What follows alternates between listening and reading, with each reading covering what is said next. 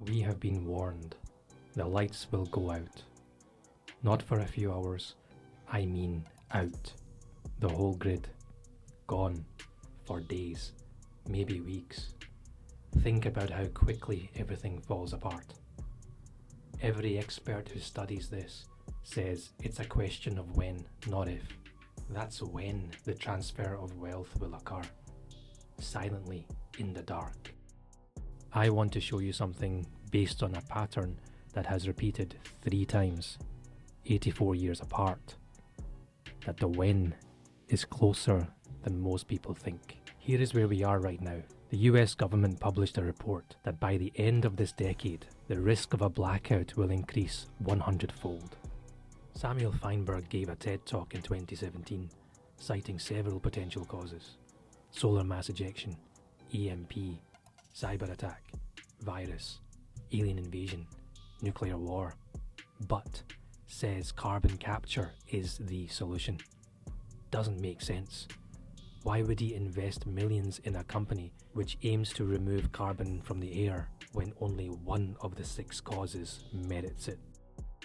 Every AI model you have ever used, every chatbot, every image generator, every voice assistant, they all run on servers.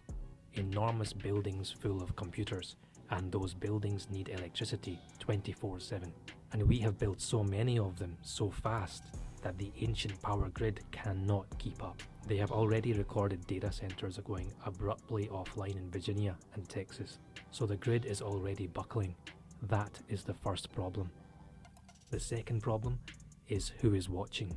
April 2026, the US Cybersecurity Agency issued an urgent warning.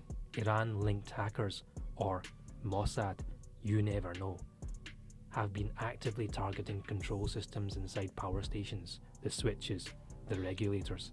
A blackout caused by a cyber attack can look, if you want it to look that way, like an infrastructure failure or a solar storm or an electromagnetic pulse.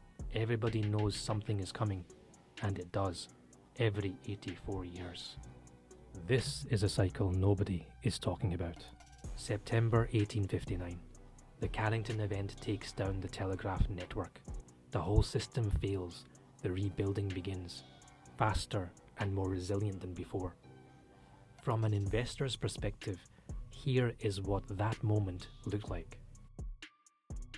Build more wire. Build better infrastructure, make it harder to knock down. Western Union, a company that owned the telegraph wire, because whoever owns the wire owns the network. Railroad companies, because everything needed moving. Materials, workers, equipment. And oil, because the machines needed to run. The locomotives, the factories, the whole industrial apparatus needed fuel.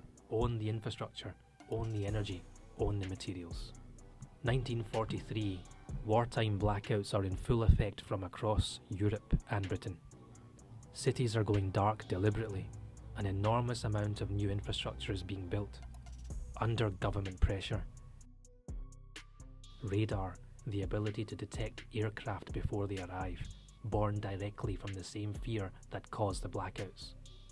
Early computing, code-breaking machines, the intellectual ancestor of every computer you have ever touched. Aerospace manufacturing, telecommunications, signal intelligence that would become the civilian internet.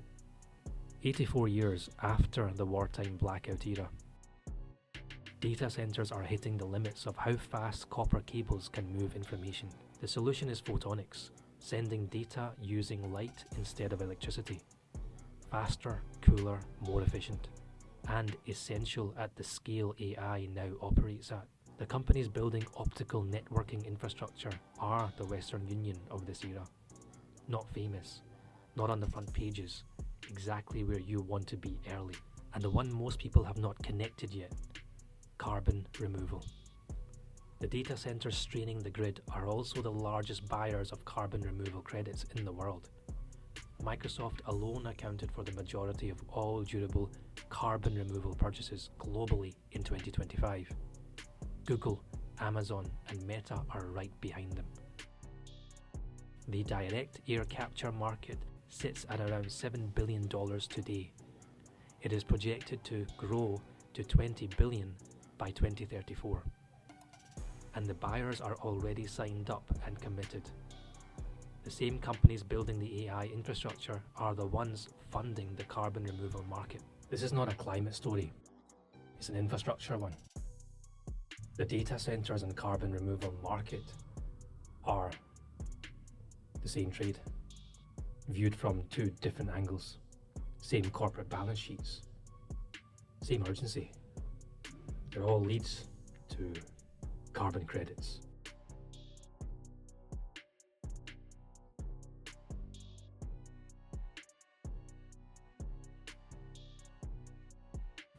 "84 years is the time it takes for Uranus to return. In the summer of 1859, Uranus entered Gemini. In the early 1940s, Uranus entered Gemini. Uranus has just entered Gemini in 2026. Gemini, the twin, is associated with communication. Uranus delivers the shock. Because when the lights come back on, and they always do, the people who own the infrastructure that made it possible are the ones to whom the wealth is transferred.